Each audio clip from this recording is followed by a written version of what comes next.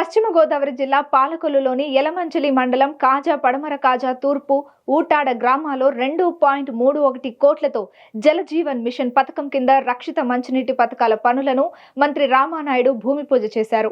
ఈ సందర్భంగా ఆయా గ్రామాల్లో మంత్రి రామానాయుడుకు అపూర్వ స్వాగతం లభించింది. గ్రామస్తులు ఎదురెళ్లి స్వాగతం పలుకుతూ పూల వర్షం కురిపించారు. శాలువాలు కప్పి పూలమాలలు వేసి తమ అభిమానాన్ని చాటుకున్నారు.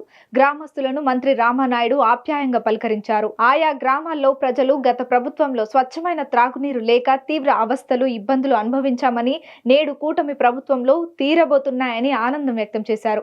కూటమి నాయకులతో పాటు గ్రామస్తులు, అధికారులు పెద్ద సంఖ్యలో పాల్గొన్నారు. ఈరోజు ప్రతి వ్యక్తి కూడా ఆరోగ్యంగా ఉండాలి, తద్వారా సమాజం ఆరోగ్యంగా ఉండాలి, స్వచ్ఛ ఆంధ్రప్రదేశ్ దిశగా ఈ రాష్ట్రం పయనించాలి అనేటువంటి లక్ష్యంతో ఈరోజు చంద్రబాబు నాయుడు గారు, అదేవిధంగా పవన్ కళ్యాణ్ గారి కృషితో పర్టికులర్ గా జలజీవన్ మిషన్, ఎందుకంటే ఈ నిధులన్నీ కూడా గత 5 సంవత్సరాల వైఎస్ఆర్సీపీ పాలనలో కేంద్రం ఇచ్చినటువంటి జలజీవన్ మిషన్ కూడా సద్వినియోగం చేసుకోక మరి ఆ నిధులు కూడా మురిగిపోయినటువంటి పరిస్థితి మనందరం కూడా చూసాం.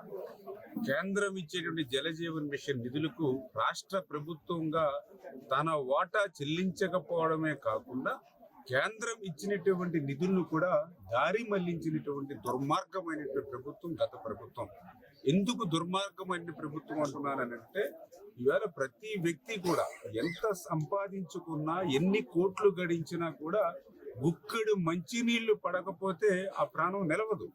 అటువంటి మంచినీళ్ళకి సంబంధించినటువంటి నిధులు కేంద్రం ఇస్తే వాటిని కూడా దారి మళ్లించేస్తే ఇక ప్రజలు ఎట్లా బ్రతకాలో మరి సమాధానం ఈ వైఎస్ఆర్సీపీ నాయకులు చెప్పవలసిన అవసరం ఉంది.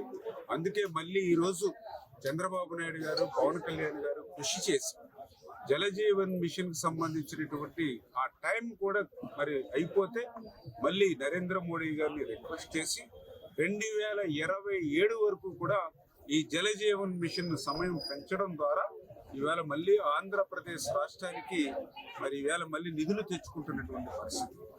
మరి అటువంటి నిధులలో భాగంగానే ఈరోజు ఇప్పుడే చూసాం మనం యలమంచిలి మండలంలో ఇప్పుడే కాజా మరి వెస్ట్ గ్రామానికి సంబంధించి 1,10,00,000 రూపాయలు, కాజా ఈస్ట్ గ్రామానికి సంబంధించి 66 లక్షల రూపాయలు, ఓటాడ గ్రామానికి సంబంధించి 55 లక్షల రూపాయలు.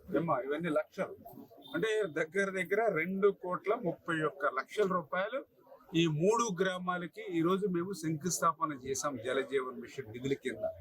అంటే ఈవేళ చంద్రబాబు నాయుడు గారు, పవన్ కళ్యాణ్ గారు ఇక్కడ ముఖ్యమంత్రిగా, ఉప ముఖ్యమంత్రిగా ఉన్నారు, నరేంద్ర మోడీ గారు ప్రధానమంత్రిగా ఉన్నారు. కాబట్టి ఇలాంటి కష్టకాలంలో కూడా ఈ జలజీవన్ మిషన్ పెంచి ఈరోజు ఈ నిధులు తీసుకొచ్చామనంటే ఇది పనిచేసేటువంటి ప్రభుత్వం.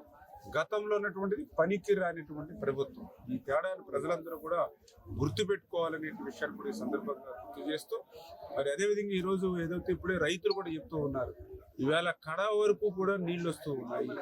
గతంలో మెరకలకి నీళ్ళు అందక చాలా ఇబ్బందులు పడ్డాం. ఈవేళ బ్రహ్మాండంగా నీరు వస్తుందని ఈవేళ రైతులు కూడా దండలు వేసి పసుపుగా చెల్లించి అభినందనలు తెలియజేస్తూ ఉన్నారు.